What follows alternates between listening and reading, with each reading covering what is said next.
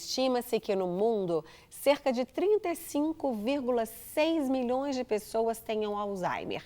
E de acordo com a Organização Mundial de Saúde, a incidência dessa doença vem crescendo mundialmente. No Brasil, há cerca de 1.200.000 casos e a maior parte ainda sem diagnóstico. Para falar sobre o assunto, eu recebo a geriatra Juliana Silva. Doutora Juliana, mais uma vez, obrigada por ter vindo. Eu que agradeço. E a gente, no comecinho do programa, até disse, né, que o Alzheimer tem acometido pessoas até não tão idosas. A partir de qual idade se é possível diagnosticar o Alzheimer? O Alzheimer é uma doença um pouco difícil, né, de ser diagnosticada, né? Ele é clínico, né, é um diagnóstico mais clínico, né? Claro, com exames realizados juntamente para se fechar um diagnóstico. Hoje em dia a gente tem até casos de pacientes com 35, 40 anos com diagnóstico de doença de Alzheimer.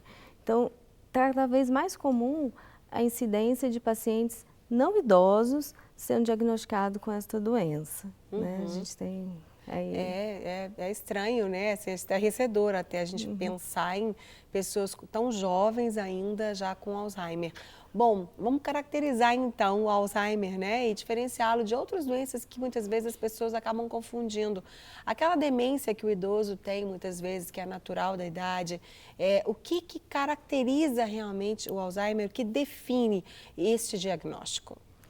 Na doença de Alzheimer, o paciente ele vai começar a ter uma dificuldade no dia a dia dele, né?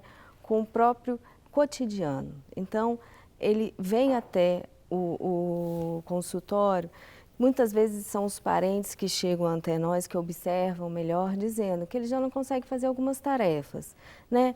O dirigir, né? Não consegue fazer as finanças, pagamentos, supermercado, coisas do dia a dia deles. Eles começam assim, sabe?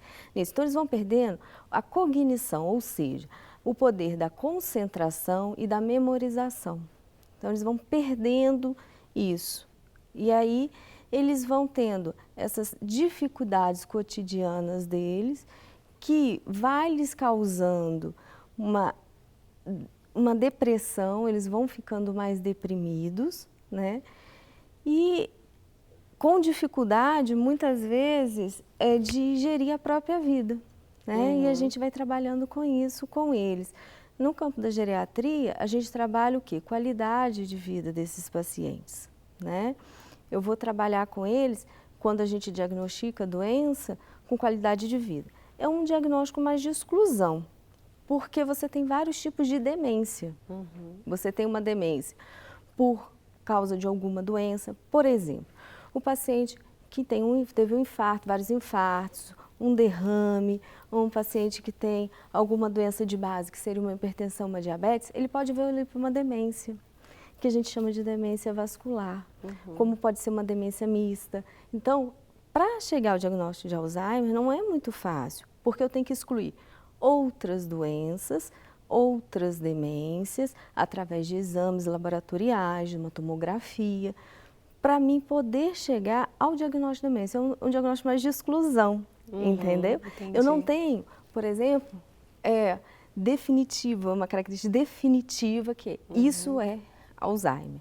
Eu vou excluindo e conforme o histórico desse paciente, o que a família vai me falando e esse paciente vai me falando, e através de testes. A gente tem testes para serem feitos, né, que é o Minimento, o Serad, que são testes psicológicos que a gente faz com esses pacientes, através de entrevista, que também nos dá o suporte para poder ter esse diagnóstico. Entendi. Realmente é complicado, né? E tem todo o histórico, como você disse, o que a conversa, né? A consulta, a anamnese com a família. E geralmente a família que vai procurar, não é, Juliana? Ou o próprio paciente, ele tem essa capacidade de pedir ajuda. É muito difícil. Na geriatria, é muito difícil, sempre a percepção é do outro, né? É quem está próximo. Do paciente mesmo é muito difícil. Ele até consegue perceber que tem alguma coisa errada, que ele não está bem, não está funcionando como funcionava antes, vamos dizer assim, mas ele não consegue ter aceitação. Então, no início, a doença é um sofrimento, Ela, quando começa a iniciar para esse paciente, porque ele ainda tem ainda o raciocínio, ele ainda consegue ainda fazer muitas coisas, mas percebe que ele já não está tendo 100% de aproveitamento de tudo que ele faz como se ele fazia antes.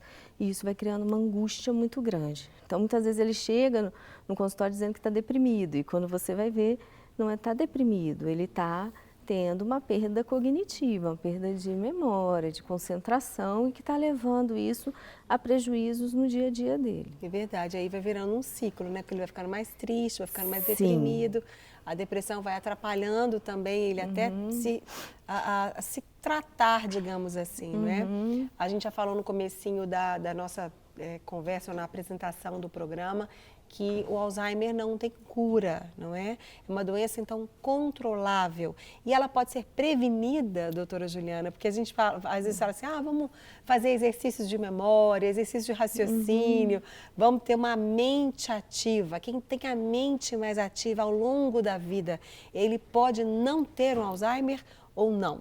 Pode. O paciente, às vezes, com uma atividade muito grande, mental, esse tem grandes chances de ter Alzheimer, sabe? Olha só. Pessoas que usam muito a mente, né? Grandes estudiosos e tudo, e às vezes com uma faixa etária menor do que 60 anos, né? Que é a faixa etária que a gente preconiza, né? Que é o idoso, né? Então, pode vir a ter. Lógico que qualidade de vida nos traz benefícios futuramente, né? Na nossa fase idosa. Então, ter uma boa alimentação, atividade física. O cérebro é um músculo que você precisa trabalhar, né? Mas tudo em excesso lhe traz prejuízo. Então, se você trabalhar ele, lógico que você tem uma probabilidade menor? Se tem. Mas você tem alguns fatores de risco. O sexo feminino é um fator de risco, até porque a mulher se vive mais do que o homem, né? O tabagismo, o sedentarismo, sabe? O alcoolismo. São fatores de risco. O analfabetismo é um fator de risco. Olha, sabe? Então, a gente tem os fatores de risco. Mas o excesso, né, de atividade mental também é um fator de risco. O equilíbrio é sempre melhor, né? Sem dúvida, né? Que é difícil. O ideal é difícil a gente viver hoje em dia, né? Fora do estresse, né? Dormindo 8 horas por noite, tendo uma alimentação extremamente saudável, comendo de 3 em 3 horas, fazendo atividade física, tentando ler pelo menos um livro por mês, né? Trabalhar o cérebro, não é fácil, né? Viver longe do estresse, isso é muito difícil, né? Então, a gente tem os fatores de risco que podem levar a Alzheimer, né? A gente tem as medicações, né? Tipo assim, a gente não tem a cura, ainda não foi descoberta a cura, né? As medicações é para retardar a doença, né? Então, se o paciente, por exemplo, porque a gente tem o Alzheimer, você tem gravidades dele, que a gente chama de leve, moderada a grave, né? O leve ainda está no inicinho, então a gente tem medicações que fazem com que o prognóstico seja melhor, ou seja, esse paciente, em vez daqui a 5, 10 anos, ele ficar numa cama e se isolar do mundo, né? Porque ele acaba não conhecendo mais ninguém, não sabe mais funcionalidade de nada, a gente pode retardar isso um pouco mais. Quando está muito inicinho, às vezes até dá uma desacelerada, até, sabe, estabilizar. Mas cura não existe. Ele vai perdendo. Porque o que é a doença de Alzheimer? O paciente ele tem perda neurológica, os neurônios dele vão morrendo. Os neurônios, qual é a função do neurônio? É fazer que a gente tenha raciocínio, que a gente tenha memória, que o nosso cérebro funcione. Então, se esse cérebro vai morrendo, esses neurônios, não vai tendo mais funcionalidade desse cérebro, né?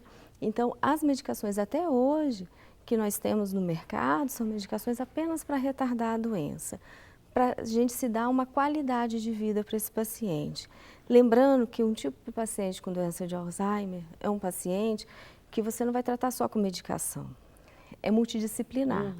Ele vai precisar do médico, ele vai precisar da fono, ele vai precisar da fisioterapeuta, da nutricionista, então, da terapia ocupacional, tem centros de convivências. Educador físico, entendeu? Né? Tem centros de convivências até de pacientes com doença de Alzheimer ou demências em geral, que também trabalham junto com eles, sabe?